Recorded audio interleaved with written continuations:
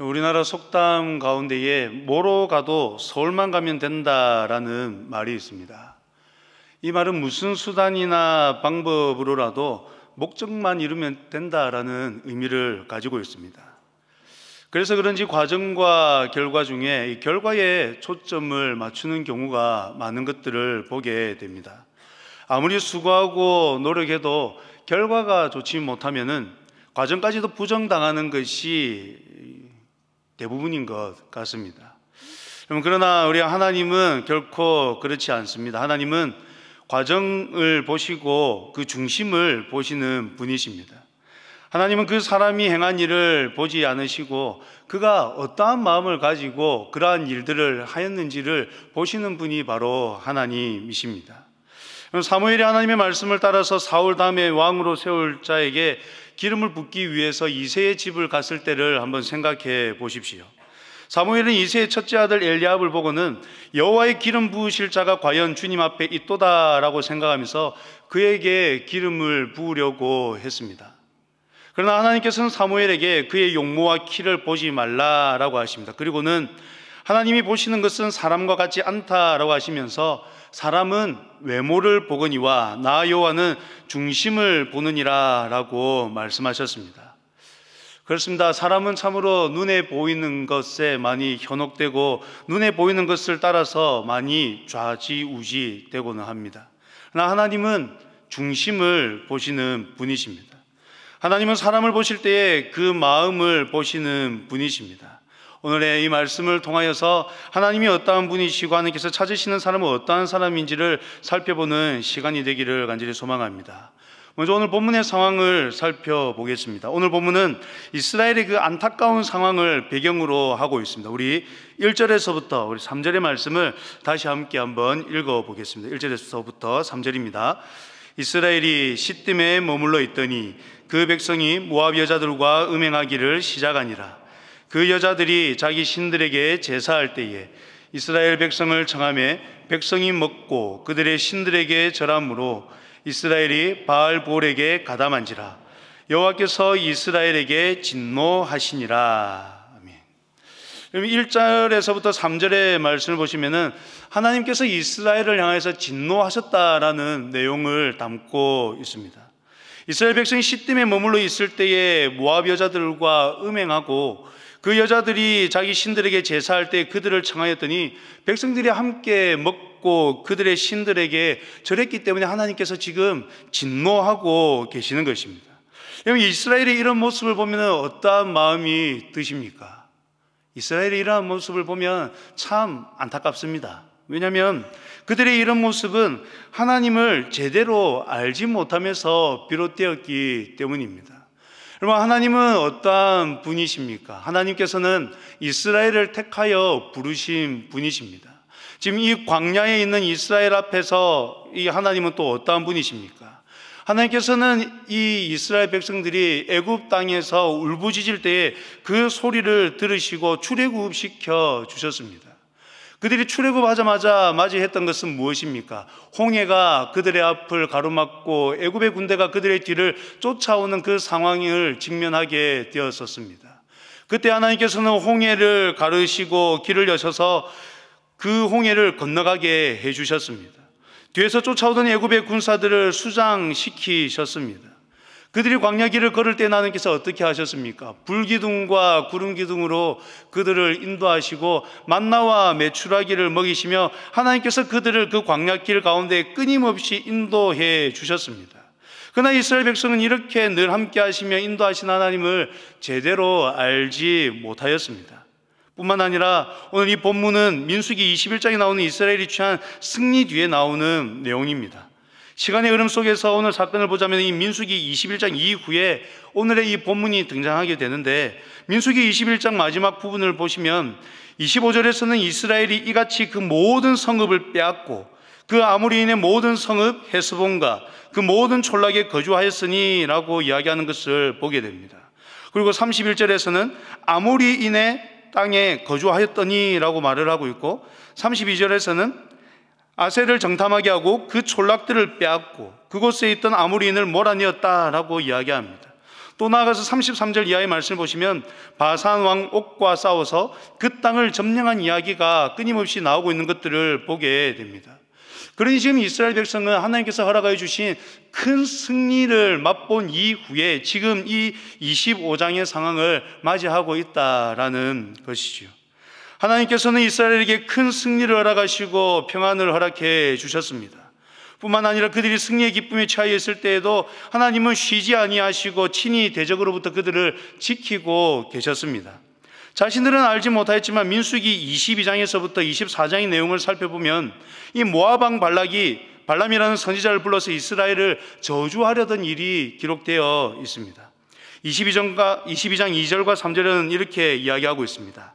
십볼의 아들 발락이 이스라엘이 아모리인에게 행한 모든 일을 보았으므로 모압이 심히 두려워하였으니 이스라엘 백성이 많음으로 말미암아 모압이 이스라엘 자손 때문에 번민하더라.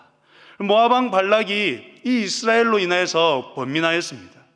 광야길을 걷는 동안에 하나님께서 인도하시는 것을 이 모압 왕 발락이 보았습니다. 그리고 하나님께서 이스라엘에게 이 아모리 족속과의 전쟁 가운데서 큰 승리를 주신 것을 보았습니다. 그로 말미암아서 지금 이 모압 왕 발락이 번민하는 가운데에 있었던 것이죠. 그래서 그는 발람 선지자를 불러서 이 이스라엘을 저주하려고 하였습니다. 이스라엘 백성이 알지 못하는 곳에서 그들을 저주하기 위한 일이 계획되고 진행되고 있었습니다. 그때에 누가 일을 하시느냐? 하나님이 일을 하십니다. 이스라엘 백성들은 지금 어떠한 일이 일어나는지 전혀 알지 못했습니다. 그러나 그때에도 하나님께서는 그 모든 일들을 아시고 친히 일하고 계셨습니다. 하나님께서 개입하셔서 이스라엘을 보호하고 계셨던 것입니다. 하나님께서는 모압 왕 발락이 발람을 부를 때에 그의 걸음을 막으셨습니다. 그리고 그가 기어코 발락 왕의 요청에 못 이겨 갔을 때에도 저주를 변화해서 축복을 내리도록 하셨습니다. 이처럼 하나님께서는 이스라엘이 보지 못하고 알지 못하는 상황 가운데서도 이스라엘을 위해서 친히 일하고 계셨습니다. 그러나 애석하게도 모압 왕 발락이 발람 선지자를 통해서 이스라엘을 저주하려는 일이 이렇게 마친 것은 아닙니다. 24장의 끝부분은 발람이 할 말을 다 하고 일어나 자기 곳으로 돌아가고 발락도 자기 길로 간 것으로 나타나지만은 발람이 등장하는 다른 성경을 찾아보면 그가 그냥 간 것이 아님을 알 수가 있습니다. 요한계시록 2장 14절을 보시면은 버가모 교회를 향한 말씀 가운데에 이런 말씀이 나옵니다. 발람이 발락을 가르쳐 이스라엘 자손 앞에 걸림돌을 놓아 우상의 제물을 먹게 하였고 또 행음하게 하였느니라.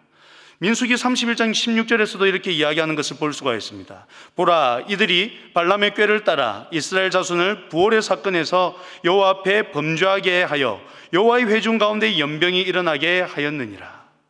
그럼 발람은 하나님의 간섭하심으로 말미암아서 직접적으로 이스라엘을 저주하지는 못했습니다. 그러나 자신을 부른 모압 왕과 그가 준 물질로 인하여서 그에게 한 가지 계략을 알려주었습니다. 그리고 그것이 걸림돌이 되어서 이스라엘로 하여금 범죄하도록 만든 것입니다. 오늘 본문의 내용이 그 범죄의 현장을 담고 있습니다. 하나님께서는 이스라엘이 알지 못하는 그 순간에도 이스라엘을 위해서 일하고 계셨습니다. 그런데 지금 이스라엘은 어떻습니까? 하나님께서 승리를 주셨음에도 불구하고 그들은 속히 하나님의 뜻을 떠나고 있습니다. 모압 여자들과 음행할 뿐만 아니라 우상 숭배까지 하게 된 것입니다. 사랑하는 성도 여러분, 이것이 인간의 연약한 모습입니다. 하나님께서는 은혜로 우리를 불러주셨습니다. 하나님께서 하나님의 뜻을 나타내 보이셨고 우리로 하여금 하나님의 뜻을 따라 살아가도록 인도해 주셨습니다. 그러나 연약한 우리의 모습은 어떻습니까? 하나님의 뜻이 보임에도 불구하고 그 뜻을 따라서 온전히 살아가지 못합니다. 하나님께서는 우리가 알지 못하는 그 순간에도 일하고 계신데 우리는 그것을 깨달아 알지 못하고 속히 하나님의 뜻을 떠나버리는 것이죠. 하나님께서는 일하고 계시고 하나님께서는 우리를 부르시고 우리를 위해서 친히 일하고 계신데 우리는 그것을 까마득히 너무나도 쉽게 잊어버리며 살아가는 것입니다.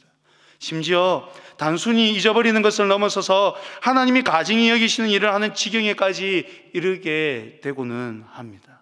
그럼 얼마나 답답한 일이겠습니까? 하나님의 입장에서 볼 때에 얼마나 답답할 노릇입니까? 여러분, 광야는 하나님의 동행하심을 경험하는 여정이었습니다. 이 광야의 길은 하나님의 인도하심을 경험하는 여정이었습니다. 이 광야는 하나님의 능력을 경험하는 여정이었습니다. 광야에서 그들은 자신의 능력이 아니라 하나님의 능력으로 살아갔었습니다.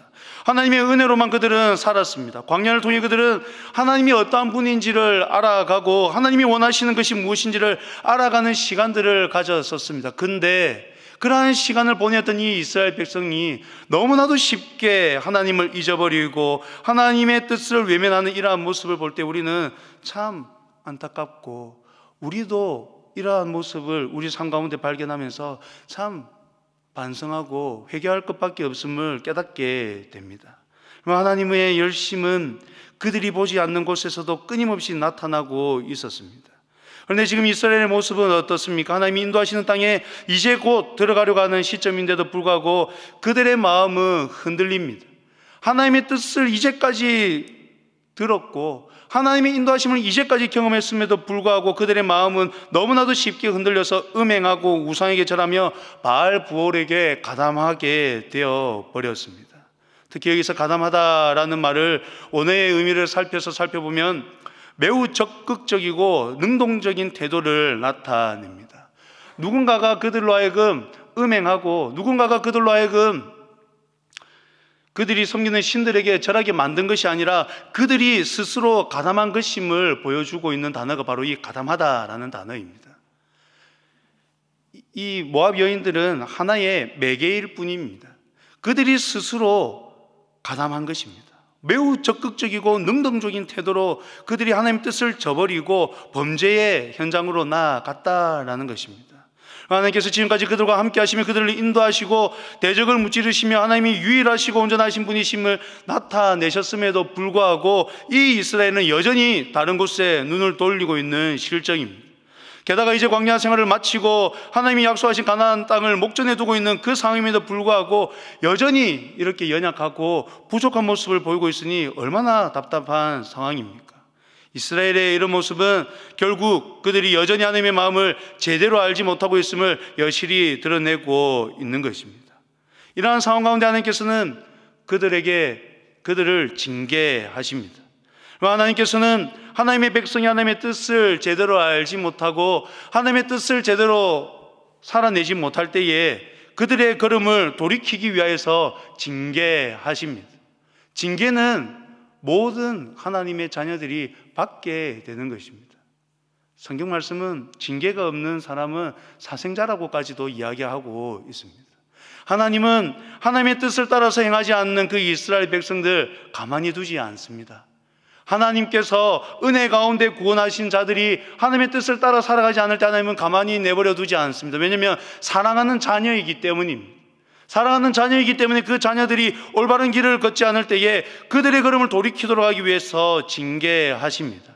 지금 이스라엘 백성들을 향해서도 하나님께서는 돌이키도록 하기 위해서 징계하십니다. 하나님의 징계는 모두가 잘못을 인지할 수 있도록 온 이스라엘에게 임하였습니다. 하나님께서 그들 가운데 연병을 내려 백성의 지도자들도 죽고 이웃도 죽었습니다. 9절 말씀을 보시면 이 일로 인하여서 죽은 자가 24,000명이라고 말하고 있는 것을 보게 됩니다. 하나님의 징계가 이스라엘 가운데 그들의 잘못을 분명히 깨달아 알도록 임했습니다. 근데 이런 상황 가운데 어떤 일이 일어납니까? 우리 6절의 말씀을 함께 한번 읽어보겠습니다. 6절입니다. 이스라엘 자손의 온 회중이 회막문에서 울 때에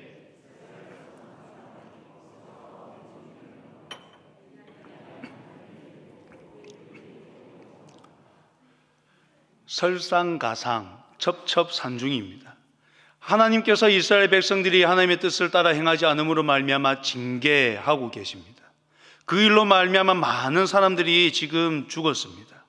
근데 6절 말씀에 어떠한 일이 일어나고 있습니까? 이스라엘 자손의 온 회중이 회막문에서 울 때에 이스라엘 자손 한 사람이 모세와 온 회중의 눈앞에 미디안의 한 여인을 데리고 그의 형제에게로 온지라라고 이야기하고 있습니다. 온 회중이 회막문 앞에서 슬퍼하며 울고 있습니다. 그런데 그때 이스라엘 자손 한 사람이 미디안의 한 여인을 데리고 회중 안으로 들어왔습니다. 그의 이러한 모습은 전혀 뉘우침이 없는 모습입니다. 전혀 반성하지 않고 전혀 회개하지 않는 모습입니다. 하나님의 진노가, 징계가 이스라엘 가운데 임하였는데 자신에게는 아직 임하지 않았으니 뭐 어떻느냐라는 것이죠. 자신과는 상관없는 일로 여기고 있는 것입니다. 게다가 원어로 이 6절을 보면 이스라엘 자손 한 사람이 여전히 그들이 울고 있는 것을 보고도 행음하기 위하여서 미디안의 이 여인을 데리고 왔음을 말하고 있는 것이 드러납니다. 이 사람은 지금의 상황을 전혀 모르는 것 아닙니다. 징계를 받아 연병으로 말미암아 사람이 죽어가는 것을 보았습니다. 그럼에도 불구하고 그들이 울고 있는 것을 보고도 다른 이유가 아니라 행음하기 위하여서 미디안의 여인을 데리고 지금 그 진중에 들어왔다라는 것이죠. 얼마나 안타까운 상황입니까? 죄로 말미암아 징계하시는데 그 징계를 알지 못합니다. 문제는 여기에서 끝이 나지 않습니다. 이 한 사람만 문제가 아닙니다. 온 회중이 문제입니다. 자신에게 닥친 슬픔으로 인하여서 또 다른 범죄의 현장을 보고도 그것을 저지하지 못합니다. 행음하기 위하여서 이스라엘의 한 사람이 미디안 여인을 데리고 들어옴에도 불구하고 그것을 보고도 어찌하지 못하고 있습니다. 죄로 말미암아 징계가 임하여 슬픔이 회중 가운데 있는 것을 보고도 여전히 뉘우치지 못하고 죄를 범하는 사람도 있습니다. 하나님의 징계가 임하고 있는 중에도 그들은 아직까지 하나님이 왜 이러한 징계를 그들 가운데 주셨는지를 전혀 깨닫지 않고 있는 모습이 이 오늘의 본문의 상황입니다. 그때 한 사람이 등장합니다. 바로 비나스입니다. 모두가 자신의 상황, 목적에 초점이 맞춰져 있는 그때에 이 비나스는 하나님의 마음으로 손에 창을 들었습니다. 그리고 더 이상 죄가 이스라엘 안에서 일어나지 않도록 막습니다. 하나님께서는 이러한 비나스의 행동으로 인하여서 이스라엘에 내리셨던 연병을 그치게 하십니다. 그리고 11절에서부터 13절에서 이 비나스의 행동에 대해서 말씀하십니다. 그 말씀 가운데에 강조되는 것은 내 질투심으로 질투하여, 하나님을 위하여 질투하여라는 말입니다. 여기서 질투를 뜻하는 단어는 근본적으로 열심, 열정을 나타내는 말입니다. 특히 이 어근은 여호와를 향한 열심이 특심함을 나타내는 말로서 비나스의 행위가 어디에서 비롯된 것인지를 나타내는 동시에 이 비나스의 여호와를 위한 열심이 모든 이스라엘 중에서 특별했다라는 것을 나타내 보여줍니다. 하나님은 당신의 백성을 온전히 사랑하시는 만큼 또한 우리에게 당신을 향한 온전한 사랑을 요구하십니다. 그러하기에 때로는 우리를 징계하심으로 당신의 계획하심을 이루어 가시고 그것으로 인하여서 또한 우리는 하나님의 참다운 자녀로 만들어져 가는 것입니다. 이 비느하스가 이것을 알았던 것이죠. 하나님께서 무엇을 원하시는지를 분명하게 알고 있었던 것입니다. 8절을 보시면은 비느하스의 행동과 하나님의 진노의 그침이 연관성이 있음을 보여줍니다. 두 사람을 죽이니 연병이 이스라엘 자손에게 그쳤더라라는 말 가운데에 이 그쳤다라는 말은 수동형입니다. 즉, 이 연병이 스스로 그친 것이 아니라 누군가에 의해 그친 것임을 보여주고 있는 것입니다. 연병이 그친 것은 비느하스가 한 것이 아닙니다. 비느하스는 그 일에 도구로 쓰임 받았을 뿐입니다. 비느하스가 했던 그 행위가 연병을 그치게 했던 것이 아니라 비느하스가 했던 그 일이 하나님의 마음에 합했기 때문에 하나님께서 그 연병을 그쳐 주셨던 것입니다. 하나님께서는 비느하스를 보시고 연병을 그쳐 주셨습니다. 비느하스가 하나님의 마음을 알아 행동함으로 말미암아서 그 징계를 거두신 것입니다. 여러분, 우리가 착각하는 것이 있습니다. 그것은 하나님은 신이시기에 우리가 하나님을 알 수 없다라는 것입니다. 우리가 아는 속담 가운데에 10길 물속은 알아도 한 길 사람 속은 알 수 없다라는 말이 있지 않습니까? 실제로 그런 것 같습니다. 오랫동안 가까이 하며 지냈던 친구의 그 속마음을 여러분 다 아십니까? 부부는 일심동체라고 하는데 함께 살고 있는 그 부부간의 그 남편, 아내의 그 마음은 다 아십니까? 내가 양육했던 그 자녀의 마음은 여러분 다 아십니까? 다 알 수가 없습니다. 모르는 게 당연합니다. 심지어 자신의 마음은 어떻습니까? 자신의 마음은 다 아십니까? 다 모릅니다. 그러다 보니까 우리가 하나님을 생각할 때에도 하나님은 신이신데 우리가 어떻게 다 알 수 있느냐라고 말을 하곤 합니다. 하나님이신데 우리가 그 하나님을 어떻게 알 수 있느냐라고 말합니다. 맞습니다. 유한한 우리가 무한하신 하나님을 다 알 수 없습니다. 유한한 한계가 있는 우리가 그 무한하신 하나님, 한계가 없으신 그 하나님을 다 깨달아 알 수가 없습니다. 그러나 우리가 분명하게 기억해야 하는 것이 있습니다. 그것은 하나님께서는 친히 우리를 부르시고 우리에게 하나님이 어떠한 분이신지, 하나님의 뜻이 무엇인지를 친히 나타내셨다라는 것입니다. 유한한 인간은 무한하신 하나님을 온전히 알 수가 없습니다. 그러나 하나님께서 자신을 드러내신 만큼은 우리는 알 수가 있습니다. 하나님께서는 자신을 드러내는 것을 기뻐하셨습니다. 하나님께서는 하나님의 백성들이 하나님을 알도록 친히 자신을 드러내 보여주셨습니다. 하나님의 뜻이 어떠한지를 친히 나타내 보여주셨습니다. 그러기에 우리는 하나님을 전혀 모른 채 살아가지 않습니다. 우리는 하나님이 자신을 드러내어 주신 만큼 우리는 그 하나님을 분명히 깨달아 알며 나아갈 수가 있습니다. 하나님께서는 우리에게 기록된 말씀을 주셨습니다. 이 말씀을 통하여서 우리는 하나님이 어떠한 분이시고 하나님의 뜻이 무엇인지를 깨달아 알 수가 있습니다. 하나님께서는 우리 가운데 성령 하나님을 보내어 주셨습니다. 하나님께서 보내주신 그 성령 하나님이 이 말씀을 깨달아 알도록 해 주십니다. 그러기에 우리는 하나님을 전혀 알지 못한 채로 살아가는 존재가 아니라 하나님께서 보여주신 그 뜻을 따라서 그 뜻을 알고 그 뜻을 행하며 살아갈 수 있는 존재가 되었습니다. 그 은혜가 무엇입니까? 은혜는 하나님께서 우리를 불러주시고 하나님의 뜻을 알도록 하셔서 하나님의 뜻을 따라 살아갈 수 있도록 해주신 것이 은혜입니다. 전혀 하나님을 알지 못하던 존재에서 하나님을 알고 하나님의 뜻을 깨달아 알고 하나님의 뜻을 따라 살아갈 수 있도록 해주신 것이 은혜인 것입니다. 하나님이 우리를 부르시기 전에는, 하나님이 우리에게 은혜를 베푸시기 전에는 하나님과 전혀 상관없는 자였습니다. 하나님의 뜻이 무엇인지 전혀 알지 못했습니다. 그래서 우리는 죄인인 것도 전혀 알지 못하고 살아왔었습니다. 근데 하나님께서 우리를 불러주셨습니다. 하나님이 어떠한 분이시고 하나님의 뜻이 무엇인지를 깨달아 알도록 해주셨습니다. 그러기에 우리는 이 하나님의 뜻을 깨달아 알고 그 뜻을 따라 살아갈 수 있는 사람이 되었습니다. 오늘 본문에 나오는 이 안타까운 상황은 하나님의 마음을 아는 한 사람으로 말미암아 완전히 해결되는 것을 보게 됩니다. 비나스의 이 행동으로 말미암아서 하나님께서는 그 연병을 그치십니다. 하나님의 징계를 거두십니다. 멈추십니다. 하나님의 마음을 아는 한 사람이 있었기 때문입니다. 하나님이 찾으시는 사람은 하나님의 마음을 품고 행하는 사람입니다. 하나님은 지금도 이러한 사람을 찾고 계십니다. 하나님의 마음을 알고 하나님의 마음으로 행하는 그 사람을 하나님께서는 지금도 찾고 계십니다. 하나님께서는 말씀을 통해서 그 하나님의 마음을 우리에게 나타내 보여주셨습니다. 그러기에 우리는 이 말씀을 가까이 하며 읽고 공부하며 묵상함으로 말미암아서 하나님의 그 마음을 우리 마음 가운데 깊이 새겨야만 합니다.